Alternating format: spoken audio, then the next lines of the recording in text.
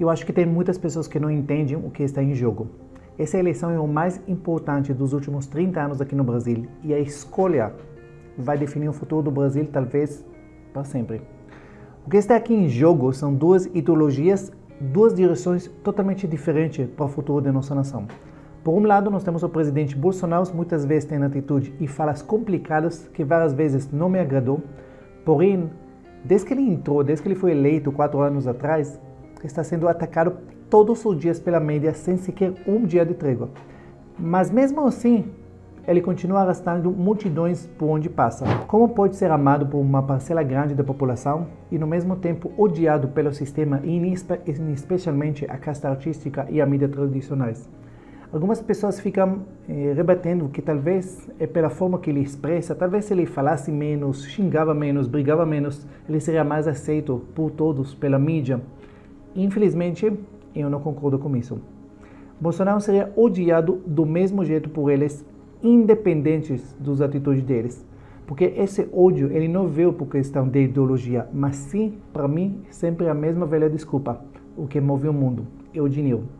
Durante anos, o PT comprava a cooperação da mídia tradicional, jorrando bilhões para os cofres dos emissores. Dinheiro que foi recebido de uma forma tão fácil, inclusive dinheiro que jorrava para os artistas. E esse dinheiro fácil, ele criava dependência. Bastante artistas estão contra o governo Bolsonaro. O senhor tem uma razão para isso? Olha, quando eu assumi, Ratinho, a Lei Rouanet, algumas personalidades do mundo artístico do Brasil podiam pegar até 10 milhões por ano da Lei Rouanet e não prestava conta de nada. Nós, quando assumimos, passei para 1 milhão, achei caro ainda. Daí chegou o Mário Frias, passou para 500 mil reais, além de critérios. Nós priorizamos o artista mais início de carreira, o sertanejo, o mais humilde. Isso daí, obviamente, os artistas conhecidos ficaram, né, e estão revoltados com o nosso governo. E esse dinheiro, que quando Bolsonaro entrou, essa fonte de dinheiro fácil, inesgotável, praticamente a maior parte dele secou. O que deixa muito deles como abstância, até hoje. E todos nós sabemos que acontece com um drogado que não consegue a droga, é capaz de vender a própria mãe. E quem dirá em falar mal dela? E esse ódio, infelizmente, ele passou para parte da população. Pessoas boas, que vêm em casa à noite, cansados depois de um dia de trabalho, sentem na frente da televisão e eles vejam durante todas as noites um show de ódio em forma de jornalismo. Isso durante 4 anos seguidos. Não tem como resistir a essa lavagem. Por isso que eu vejo muitas pessoas repetindo palavras que eu tenho certeza que 90% deles nem sequer o que significa, como fascista e tudo isso. Eu poderia comparar corrupções entre os governos, mas acho que seria perca de tempo, porque muitas pessoas no Brasil simplesmente não se importam mais com isso. Décadas de corrupção fizeram as pessoas perder a esperança que um dia pode ser diferente. Eu não falo que o governo atual não houve casos isolados de corrupção, sempre haverá onde residem seres humanos. Mas nunca foi sistemático como na época do PT, nunca fazia parte da cultura do governo. Os crimes de corrupção sistemáticos na época de Lula e a quadrilha do PT que durante anos saquearam e quebraram o Brasil. Para quem não lembra, todos os amiguinhos de Lula cumpriam ou cumprem pena, inclusive ele. E se alguém ainda tem uma dúvida na cabeça, talvez não fui bem assim, talvez foi a mídia, talvez foi... É simplesmente olha e pergunta como pessoas que não foram culpadas tinham 6 bilhões de reais para devolver em acordos para cofres públicos. Sim, você ouviu certo. 6 bilhões que foi devolvido. Isso é apenas o ponto do iceberg que a Lava Jato conseguiu recuperar. Pensa quantos dezenas de bilhões continuam deitados bonitinho na conta dos corruptos. E se vocês acham que isso são apenas acusações falsas das pessoas que não querem que Lula volte ao poder, é só escutar os próprios apoiadores atuais dele. Pessoas que estão apoiando a candidatura dele. Veja o que eles estão falando. Eu não tenho a menor dúvida de que houve corrupção no governo do PT. Depois de ter quebrado o Brasil, Lula diz que quer voltar ao poder. Ou seja, meus amigos, ele quer voltar à cena do crime. O Lula não tem a capacidade de fazer um meia-culpa, né, como grande orquestrador do até então maior escândalo da história da República, que foi o Petrolão. Não vamos aqui dourar a pílula. Nós estamos falando de um governo que primeiro usou o mensalão como mesada para comprar o Congresso Nacional, depois, numa reeleição para se manter no poder, um Petrolão dividindo com partidos políticos, é verdade essa culpa? contra a devastadora crise econômica que o Lula e o PT produziram e que ele apaga. Ele faz números assim e esquece. Se você tomar, e eu vou fazer isso durante esse debate, a média de crescimento econômico do período do PT é medíocre, é igualzinha a do Fernando Henrique Cardoso. O desemprego que está aí de 10, o Bolsonaro recebeu com 12, recebeu do PT. E a razão da minha distanciamento é que, infelizmente, o Lula se deixou corromper mesmo. Está com Gedel Vieira Lima, está com Renan Calheiros, está com Eunice Oliveira. Pesquise quem são essas pessoas. O que a gente vai falar para nossos filhos quando eles vão perguntar por que uma pessoa que está condenada em 3 instâncias, que chefia o maior esquema de corrupção desse país, que foi condenado por 10 juízes diferentes, poderia ser solto e ser candidato a presidente? Mas como eu falei, o que está realmente em jogo não é apenas se o ladrão vai voltar para a cena do crime, e sim para onde ele pretende levar o Brasil. E aqui é a escolha entre candidatos que defendem 2 coisas diferentes. O governo atual é livre mercado, privatização, reformas que o Brasil tanto precisa, diminuição dos impostos, Estado menor possível que atrapalha menos a vida do cidadão, Estado que não censura, que permite todos expressar as suas opiniões, mesmo que são contrários àquilo que ele defende. O Brasil passou 2 crises em proporções globais, um atrás do outro. Só para você saber, normalmente na história, todos uma época nós temos crise. Normalmente 10, 12 anos vem nova crise. Pela primeira vez, talvez a gente tinha 2 crises em seguida, uma atrás do outro. Começamos com a pandemia e em seguida a guerra da Ucrânia e a Rússia. E mesmo assim, mesmo com essas 2 crises, o Brasil conseguiu atravessar de uma forma tão boa que ela se tornou referência hoje. Os dados econômicos, macroeconômicos do Brasil se tornou referência para o mundo todo. Um país hoje com a menor inflação entre as maiores economias do mundo, com desemprego em queda livre que saiu de 13,1 para 8,9 em um ano.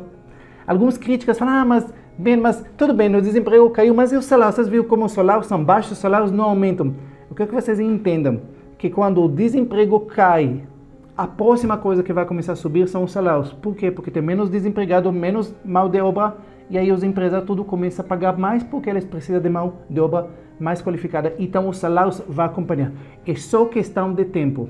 Por outro lado, temos um candidato tentando esconder as propostas econômicas do futuro governo dele. Algo inédito. Afinal, qualquer candidato quer mostrar para os eleitores que ele tem propostas e projetos melhores que o atual. Só esse fato de esconder deveria já ligar uma sirene bem alta na nossa cabeça. Candidato que está a favor da liberação das drogas, candidato que está contra a família, contra valores, a favor do aborto, a favor da regulamentação da mídia, desarmamento da população, defendendo bandidos, ladrões de celular. Eu não posso ver mais jovem de 14, 15 anos assaltando e sendo violentado, assassinado pela polícia, às vezes inocente, ou às vezes porque roubou um celular.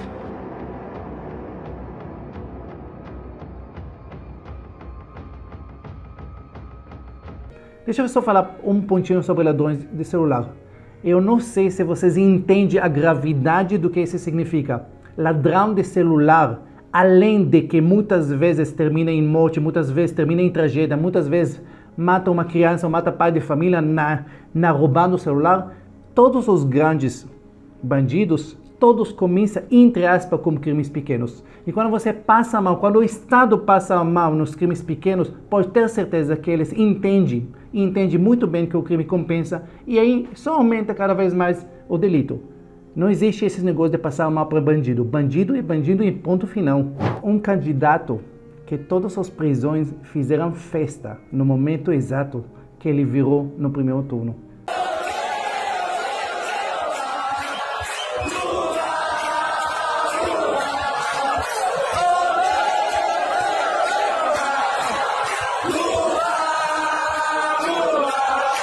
Alguns tentam maquiar, não é isso que ele quer para o Brasil. Sério? Só olha os amigos dele, vejam quem está rezando para que ele seja eleito. Veja a Argentina, Colômbia, Cuba, Venezuela, Nicarágua, está só torcendo todos esses países socialistas que alguns deles já viraram ditaduras, só esperando que Lula vai ganhar, que vai começar a mandar o dinheiro como antigamente.